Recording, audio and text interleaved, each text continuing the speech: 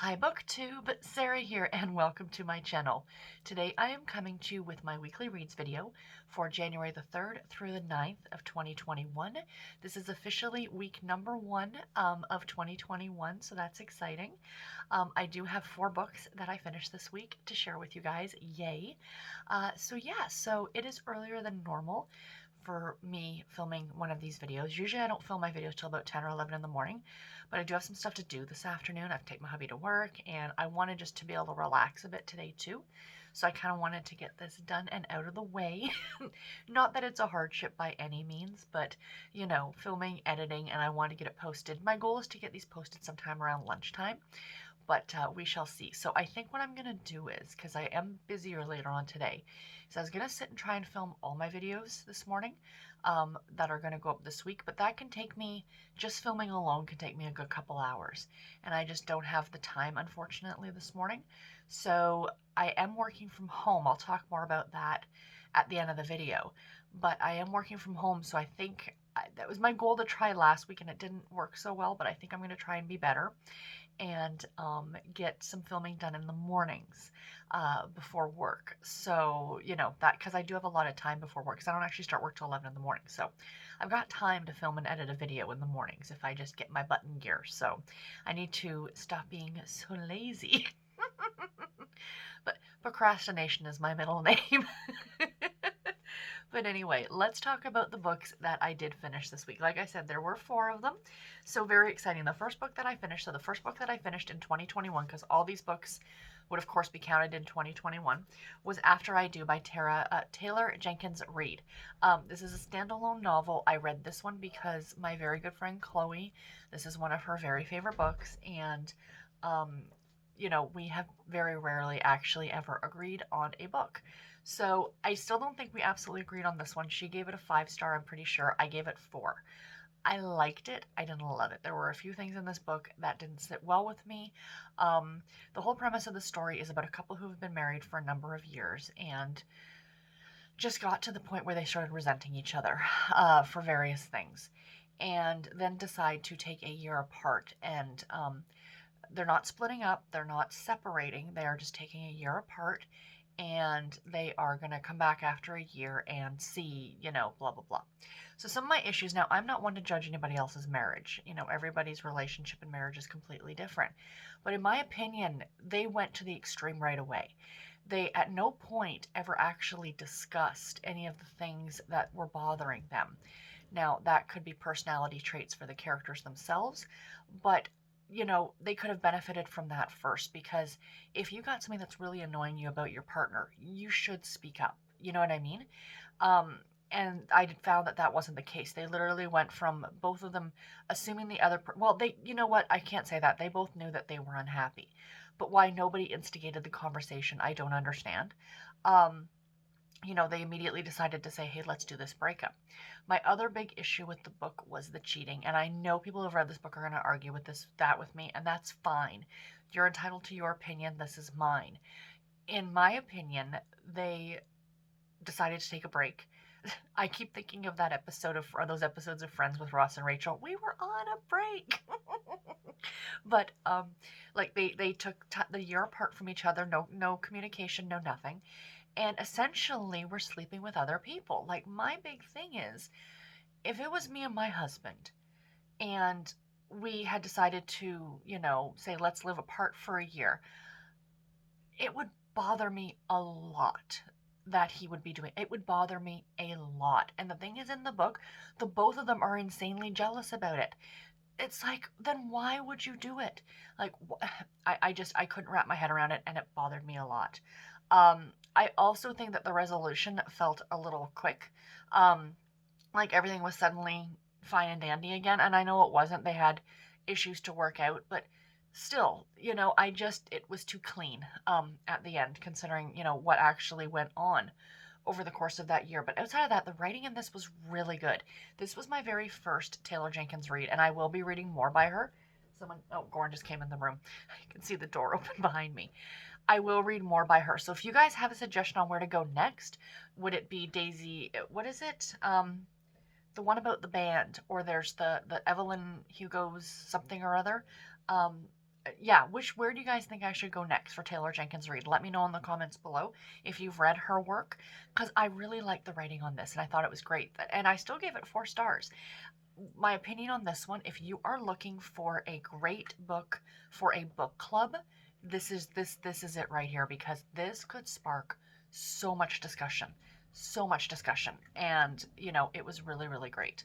The next book that I finished this week was The Coffee Corner by Amy Clipston. I gave this one 3.5 stars. This is book number 3 in the Amish Marketplace series. This was a NetGalley read. It was published back in December by Zondervan. So thank you very much to the publisher and the author for sending me an e-art copy of this one to review.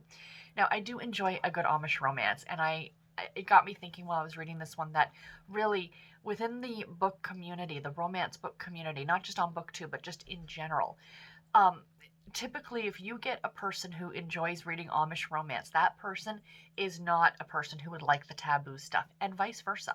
If you get people who like the taboo, the really dark romance, they are not going to be at all interested in reading an Amish romance book. But oftentimes those two groups can somewhere meet in the middle, but to the extremes, not so much. And this one was about, what were our characters' names again? Bethany and Michael? Mika, Micah, M-I-C-H-A. Micah, is that how you'd say his name? And they have been friends for a while. She runs this little coffee shop within this Amish marketplace, hence the title of the series. I did read the first book. I haven't read the second book yet. And this is, like I said, the third book. And he's dealing with a lot of heavy backstory with the death of his grandfather and a failing business. And she pretty much is leading a charmed little Amish life, she has a good family, lots of friends. Her cousins are all getting married. And of course, within the Amish church, that means that, when they go to these church services, her friends, or her cousins, excuse me, have to sit with the married women, whereas Bethany has to still sit with the unmarried women. So it's the way that they separate them within the church. Very, very sweet story. I mean, very sweet story. This one is like, makes your teeth hurt. It's so sweet. But it dealt with a lot of difficult issues as well, and I liked it. I mean, I gave it 3.5 stars. But like I said, if you are someone who delves more towards the darker romance, you are not going to have any interest in an Amish romance. But if you like the sweeter stories, definitely check this one out. I know a lot of people are hesitant with the Amish. Now, do keep in mind, and this should go without saying, but I'm going to say it anyway, is these are extremely religious. Now, in saying that, though, I have run across a lot of even the inspirational romances and the Amish romances put out by Harlequin, that a lot of them sometimes are not very, very religious. Like they have a religious aspect to them, because that's the whole point of the Amish in a way. It's a religious group. But some of them delve into it more than others, and this one really went there. A lot of it was, oh, well, it's God's plan, it's God's plan, it's God's plan. Like that was. And my other issue with this book, now that I'm saying that, is that I found it very repetitive. That she kept going, oh, woe is me. He only visits the coffee shop for my coffee. He doesn't like me. And, you hear it once or twice, it's fine, but then you keep hearing it over and over again. And it's the same as if you had a friend, right? And your friend was, like, crushing on some guy, and she's like, oh, he only comes into my work just because he likes, the coffee that we serve. He doesn't come in to see me. And, you hear it once or twice from your friend. You're like, oh, no, come on. He does. He comes in to see you. After like the 18th time, you're pretty much wanting to say to your friend, just shush your face. So, like that's kind of the way that I felt about that situation. But yeah, it was a cute story and I liked it. The next one that I read was Engagement and Espionage by Penny Reid. This book I gave 4 stars to. It is book number 1 in the Solving for Pi, a Cletus and Jen mystery story. And I did listen to this one on audio. This was narrated by Chris Brinkley and Joy Nash. Oh my gosh, you guys, this story was so much fun. So this is a spin-off series of the Winston Brothers series by Penny Reid. And if you have not read the Winston Brothers series yet, I don't recommend that you pick this one up. I really think that you need to have read up to at least maybe book 4, because book 3 is actually Cletus and Jen's story. But book 4 runs parallel in time period with book 3. So I think you need to read at least those 2 before you delve into this one, because you're going to be spoiled for some things that happen. within books 3 and 4, and I definitely think you need to read book 3 for sure, because there's a lot of backstory and this happens right afterwards, so you kind of need to know going into. Now, this is being pegged as a cozy mystery. It's not. I'm going to say it's not. As a cozy mystery fan, yes, we have our amateur sleuths, which is kind of a hallmark of cozy mysteries. But cozy mysteries, one of their big selling points, I think, is the fact that they are 9 times out of 10 a very clean romance. And if they do have a little spicy section, it's usually behind closed doors. This one, of course, in true Penny Reid style, it went there. It went there. This book was very hot, very, very spicy. The relationship between Cletus and Jen is just adorable. They're trying to figure out how to spend some quality time together, quote unquote. And, they keep getting blocked, if you will.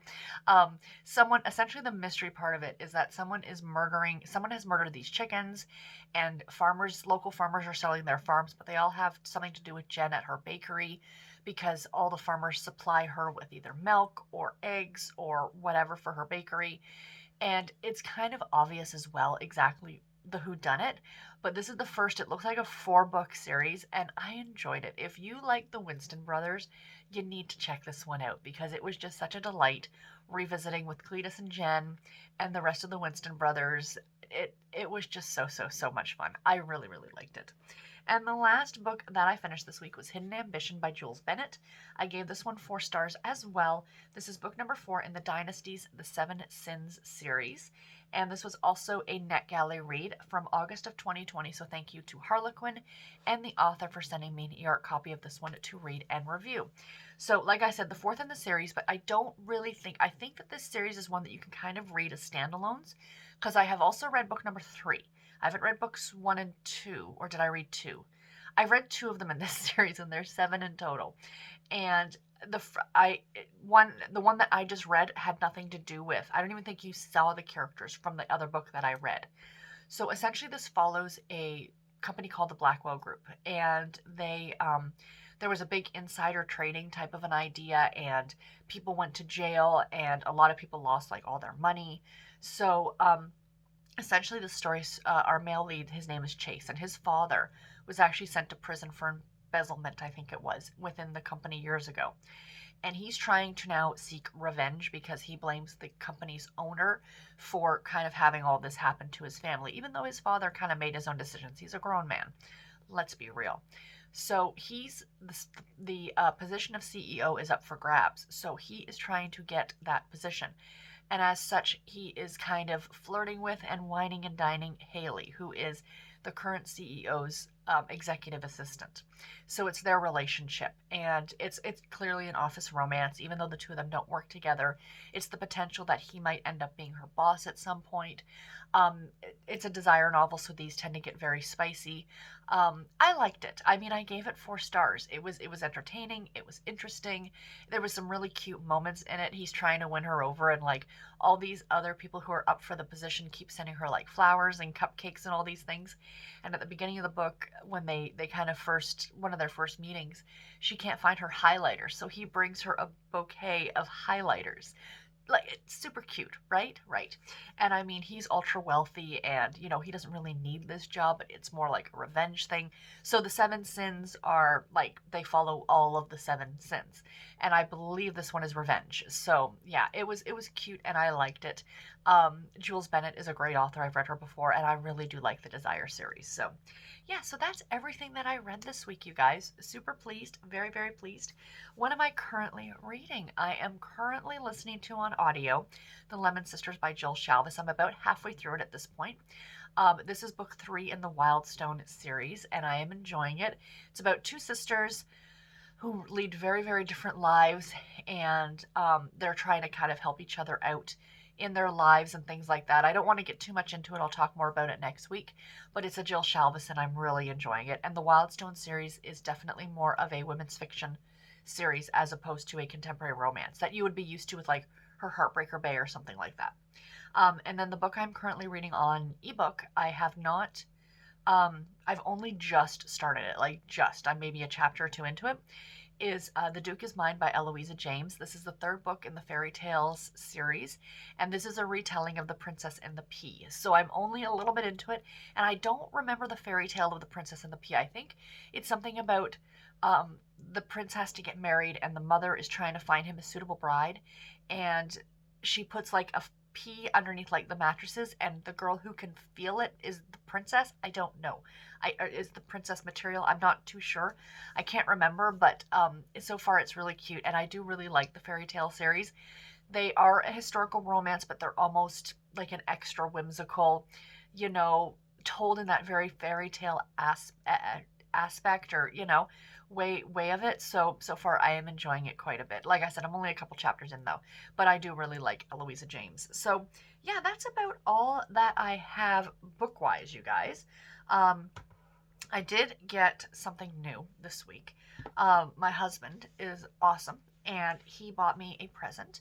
I mentioned this in passing that I wanted to eventually get one because I was really, really loving my Kobo e-reader with the buttons on the side. Do I have it near me? No, I don't. Oh, wait, I do have a book that I got this week. Oops. So this came in the mail this week. Sorry, I'll talk about that afterward. I'll talk about this first real quick. So a quick book haul. I got Don't Hex and Drive by Juliet Cross. This is the second book in the Stay a Spell series. So Ashley over at Ash Hearts Books, if you watched my Secret Santa unboxing, she got me the first book. I haven't read the first book yet. I kind of want to read it in February. I think I might save it for February. But Ashley called this Paranormal Light. So I went ahead and picked up the second book because it was kind of hard to come by. I think they only had like one copy left, and it matches the edition that I have. So I wanted to get this one too. So, and I saw her haul it on her channel. I think her Secret Santa got her that book and this book. So yeah, I had to go ahead and pick that one up. So I got that one from Amazon. So like I was saying, I love my Kobo, absolutely love my Kobo. It's like my favorite e-reader. And I think the reason that I love it so much is because of the buttons at the side. It has actual buttons that you can press to turn the pages. So I was looking at Amazon, and they have the Oasis, which is their highest end Kindle. And it's on the pricier side. I mean, it's about $150 more than the Kobo. Like, it's not a cheap device. And I mentioned in passing that I might pick it up like in a few months, save my money. And my hubby bought one for me. He bought one for me because he is super, super awesome. So this is in no way a review. I've literally had it for 2 days, but it functions very, very similar to the Kobo. Now, I have both now. I have the Kobo and the Kindle in this kind of a design. So the buttons at the side for turning the pages, I just absolutely love that. So if I press the button, it'll, turn the pages. It's very, very quick. As opposed to the Paperwhite, this is like heads and tails quicker than the Paperwhite. But it functions very, very much the same. All that you're seeing on the screen is the same as the Paperwhite. The difference is you're getting a lot of these brightness settings.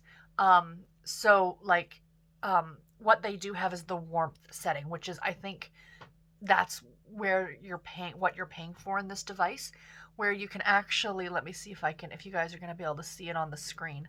I don't think so, but it actually goes warmer, and like from me looking at it, it looks more like an actual piece of paper as opposed to a screen. It's like I said, it's phenomenally quicker than the Paperwhite, and I do like the way this sits in my hand. I know not everybody will enjoy like the way it sits. It's got, again, it's got the little part where it sticks out. So when you're reading it, it would sit like, it sits nicely in your hand like that, and then your thumb can go over the button. And again, it's good for people who are left-handed or right-handed, because, if I'm reading it, if I want to switch hands, I can turn it around and the screen will turn around as well. Now, the only thing is with the Kobo is that when you flip the screen, these buttons, will change. Oh, so it did it for this one too. But if I flip the screen this way, it's going to make me a liar now, isn't it? Or maybe it was just taking some time. Yeah, see? Or maybe I'm at the bottom. Let me do that. Okay, so it made me a liar. I probably wasn't playing with it correctly earlier. But yeah, so it's great. The battery life on this is okay. I mean, it's good. I shouldn't say it's okay. It's good. I think you get about a week out of the battery charge, and it takes no time at all to charge. So very, very happy with it. Thank you again to my husband. So that was kind of the big thing that came. I don't think I'll do a full review on it. Like I said, it pretty much functions exactly like the Paperwhite. I've seen a lot of videos on YouTube of people comparing this to the Paperwhite. No, I don't have a case for it. I'm not a fan of cases, I've realized. I've bought cases for my devices, and I don't like it. Like, I just like holding the device in my hand. So I'm using my book sleeves just to put it in there. Like if I'm, carrying it around, or if it's just sitting so it doesn't get dusty, I just put them into cases or into the book sleeves, and they fit. So that tends to work. Anyway, that's all the book related stuff for this. Let me very quickly show you guys my knitting, and then I will let you go. Oh, and a little bit of chatty stuff too. I'll do the chatty stuff first. So I am working from home on a not permanent basis, but permanent for the next few weeks. So Ontario's in a lockdown status, and my manager, I worked at the office on Monday, and she came up and she's like, how do you feel about working from home, permanently for this point? And I'm like, that's fine. I totally get it. I would rather not go into the office if at all possible, because it's an office building and I don't know who else has been in the office and who's been in the elevator and blah, blah, blah. So, and the case counts are just getting stupid. We've hit over 4,000 in the province of Ontario a couple times. And the province of Quebec actually has less cases than we have. And they have gone into a curfew status, where I was talking to my friend who lives in Gatineau, Quebec, and she was saying that 8 o'clock is when you have to be home. And I said, my concern is because there has been rumor that that could happen here in Ontario. Like, I'm nervous because of the fact that I pick up my husband from work at night, and he works till 11 o'clock. And what she explained is that his employer would give a piece of paper stating that this is the reason he needs to be out after curfew. And then I would just have that, and in case I got pulled over or something like that going to pick him up, I could just show them the paper, because it's a hefty fine if you're found out after curfew. And I'm not sure why. I guess it's to stop, because the bars are closed, the restaurants are closed. Like, you can't go into any of those places. You can go pick up stuff, but you can't hang around there. But I think what this is trying to curb is the parties. A lot of people are being, and I'm sorry, stupid, and they're having big gatherings, big family gatherings, friend gatherings, and that's where these things are getting spread, and it needs to stop. So, for all of us to be safe. So anyway, and the thing is, it's like, the longer you guys keep playing around and not doing what you're supposed to do, the longer this is going to last, and I don't think anybody gets that. But anyway, that's my little rant about that. So yeah, I'm at home, working from home until right now, the 25th of January. I have a feeling the lockdown's going to be extended, just because the case numbers are not going the direction they're supposed to. So we shall see how that goes. But for now, I am working from home. So that's pretty awesome. And it's been relatively quiet too at work. So that's another thing. But anyway, on the knitting front. So I got some more knit in my sock this week. Not a lot, but just a little bit. So I was there last week. So that's how far I got. But you can kind of really see the pattern now in these socks. So that's what it is, just plain knitting. And then I'm only doing the pattern on the front of the sock. And this is called Christmas Brownies is the pattern, by Yarn Cafe Creations. And the yarn is from Dancing Dog Dye Works, and it's called the Grinch in Whoville, and it's no longer, the dyer no longer dyes yarn, unfortunately. And it's so pretty, and I love it. So yeah, so that's what I've been working on sock-wise. I've also been knitting on my sweater now. I did rip out the entire sweater that I showed you guys last week. I mean, I wasn't very far into it, and I recast on because I realized I was knitting 2 sizes too big. So I've recast on properly. So I'm back to where I was, I think, last week when I showed you guys. So yeah, this is the correct size for me now. Yay. And yeah, I'm hoping by next week I can have the sleeves separated, and it'll look more like a sweater instead of some sort of weird cowl like that would go around your neck. So yeah, this is out of its bag because I was working on it last night. And then I had an urge to cast on a new shawl. So I went through my patterns, and I found this one that I had cast on years ago, but I was not quite good enough of a knitter, or not good enough, but I didn't have the confidence yet to, really attempt this. So I'm trying it again. And if you saw my Instagram, you saw I showed like a brown yarn for this pattern, but it was really, really lace weight, which is very, very thin yarn. And I tried to start knitting with it, and it just wasn't working. It was too thin. So I went up to a sock weight yarn. This is one of the oldest yarns in my stash. In terms of books, it's one of the oldest books on my TBR. And this is from a company called Sunrise Fiber Company. She no longer dyes yarn. She was my first and favorite independent dyer. So there's the yarn. Isn't that gorgeous? But you can see it's got these spots of slightly darker, almost a gray in there. So it's, you know, not a solid green. And I believe it's called, because I lost the original, I couldn't remember what this was called, and I'd lost the original ball band that goes on it, like to tell you the yarn. And this is called Woodland. But I had actually written it down on this piece of paper, and this was stuck into the yarn when I started to rewind it. So that was pretty cool. So the pattern is called the Lonely Tree Shawl. I can't remember who the designer is, but I will leave it linked below. When I originally got it, it was free. Unfortunately, now it is paid for. Well, I shouldn't say that. I mean, the designer deserves to get paid for her pattern because this is a gorgeous pattern. So this is a heavy lace pattern, and I was working on it while I was like at work, like while I was like sitting here with my laptop open waiting for a phone call or an email or something like that.